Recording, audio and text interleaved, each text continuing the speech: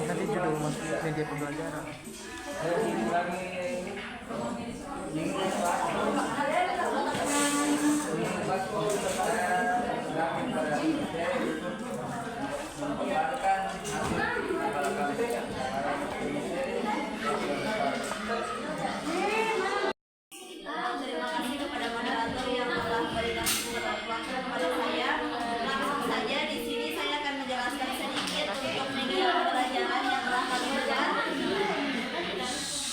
Dengan judul makhluk hidup dan proses kehidupan manusia. Sebelum kita bahas kepada manusia, kita bahas dulu apa itu makhluk hidup. Pengertian makhluk hidup. Makhluk hidup adalah segala sesuatu yang memiliki ciri-ciri kehidupan seperti bernafas, berkembang biak, dan membutuhkan makanan. Makhluk hidup ini bukan hanya termasuk dengan manusia, tapi ada juga dengan tumbuhan, manusia, hewan, kemudian mikroorganisme atau hewan-hewan kecil seperti kuman. Selanjutnya yaitu ciri-ciri makhluk hidup. Yang pertama bernafas, kedua bergerak, tiga tumbuh dan berkembang, empat butuhkan makanan dan air, yang lima peka terhadap rangsangan, enam berkembang biak, dan yang ketujuh mengeluarkan zat sisa. Dari ciri makhluk hidup ini dia sudah termasuk ciri-ciri daripada manusia, hewan, dan tumbuhan. Hanya saja ada yang tidak dimiliki oleh tumbuhan. Selanjutnya yaitu hubungan makhluk hidup dengan lingkungan. Makhluk hidup saling bergantung satu sama lain dan menjaga keseimbangan alam.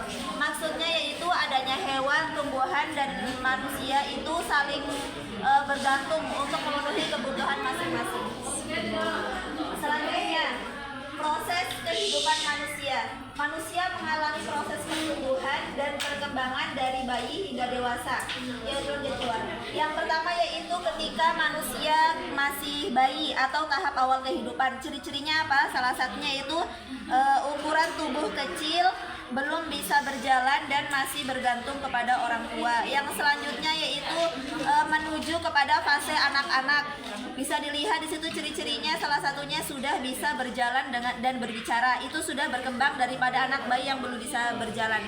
Selanjutnya yaitu fase remaja. Fase remaja ini mulai mengalami pertumbuhan cepat. Kemudian fase dewasa. Fase dewasa ini sudah bisa bekerja atau berkeluarga. Seperti kita ini sudah dikatakan dewasa jika umurnya sudah sampai di 22-23 tahun. Kemudian yang terakhir yaitu lanjut usia dengan ciri-ciri tubuh mulai lemah, kemudian rambut memutih. Rambut memutih ini ciri-ciri secara umum, walaupun sebenarnya rambut putih ini bukan ciri khusus bagi orang yang sudah lanjut usia, karena anak kecil pun bisa punya rambut putih. Daripada kehidupan manusia yang di sekitar kita, kemudian jaga kesehatan agar proses kehidupan berjalan baik. Yang ketiga, sayangi sesama makhluk hidup. Makhluk hidup saling bergantung, mari kita jaga kehidupan di bumi ini. Demikian yang dapat saya sampaikan, waktu saya kembalikan kepada moderator.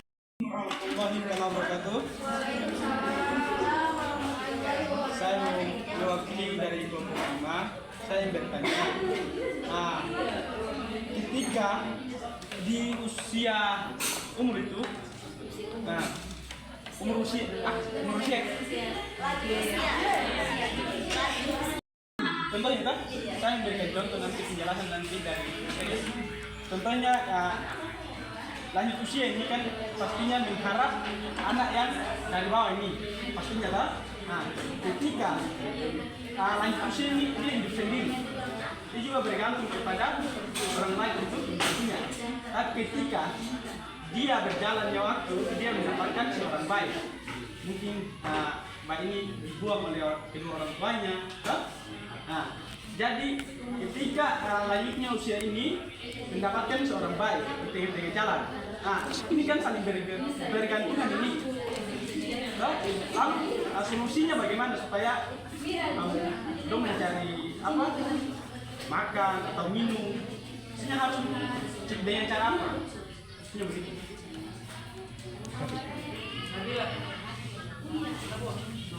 Itu saja yang saya sampaikan. Saudara Bahrum, yaitu dengan bunyi pertanyaan tadi kurang lebihnya bagaimana cara solusinya untuk mengatasi